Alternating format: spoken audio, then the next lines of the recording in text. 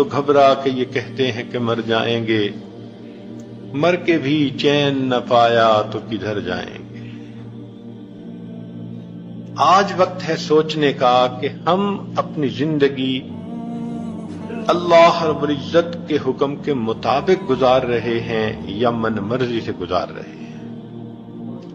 آج ہم جتنی نیکی کرنا چاہیں کر سکتے ہیں۔ ایک مرتبہ سبحان اللہ پڑھنے پر جنت میں اتنا بڑا درخت لگ جاتا ہے کہ عربی نسل کا گھوڑا 70 سال تک دوڑتا رہے تو اس کا سایہ ختم نہ ہو۔ اور ایک مرتبہ سبحان اللہ پڑھنا کتنا آسان ہے۔ حدیث مبارکہ میں ہے جو آدمی نماز پڑھتا ہے، تلاوت کرتا ہے، نیکی کرتا ہے تو جنت میں اس کا گھر بنتا رہتا ہے۔ پھر ایک وقت آتا ہے کہ فرشتے اس کا گھر بنانا روک دیتے ہیں، تو دوسرے فرشتے پوچھتے ہیں بھئی گھر بنانا کیوں روک دیا؟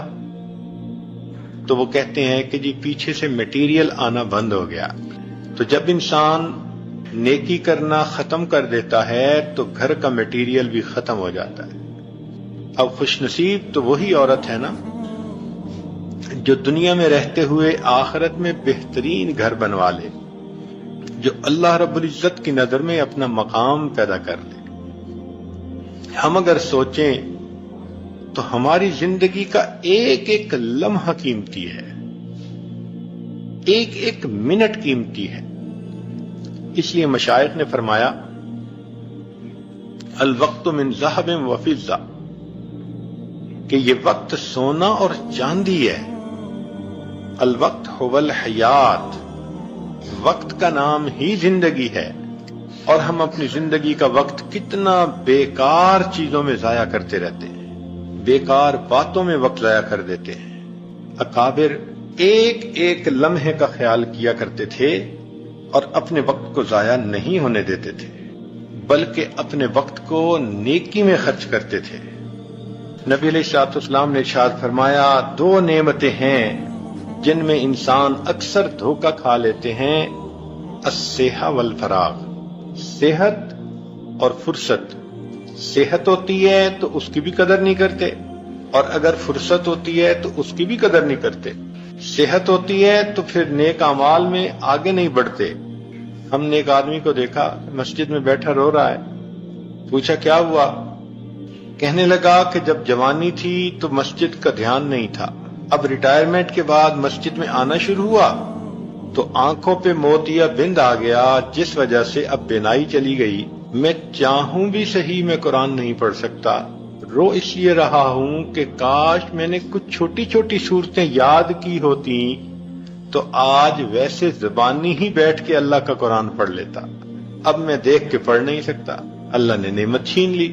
تو انسان نعمت کی موجودگی میں نعمت کی قدر کرے، اور جتنا زیادہ سے زیادہ نیکیاں کر سکتا ہے اتنا نیکی کر لے۔ دوڑ دوڑ کے نیکی کرے، بھاگ بھاگ کے نیکی کرے۔ نیکی کر کر کے تھکے اور تھک تھک کے پھر نیکی کرے۔ اس لیے ایسا بندہ جو تھکاوٹ کے باوجود بھی نیک کام کر رہا ہو اللہ کو بڑا پسندیدہ۔ حدیث مبارکہ میں ہے کہ ایک نوجوان قافلے کے ساتھ جا رہا تھا اور سب تھکے ہوئے تھے، اور وہ رات کے آخری پہر میں کسی منزل پر پہنچے تو سارے قافلے والے سو گئے۔ اس نے وضو کیا اور یہ تہجد پڑھنے کے لیے کھڑا ہو گیا۔ تو حدیث پاک میں ہے کہ اللہ رب العزت دوسرے فرشتوں کو دکھاتے ہیں اور اس نوجوان پہ خوش ہوتے ہیں کہ دیکھو یہ بھی تو تھکا ہوا تھا، مگر میری محبت نے اس کو مصلی پر کھڑا کر دیا۔ تو اللہ تعالیٰ خوش ہوتے ہیں کہ انسان تھکاوٹ کے باوجود نیک عمل کر رہا ہو اور شوق ہو نیک عمل کرنے کا۔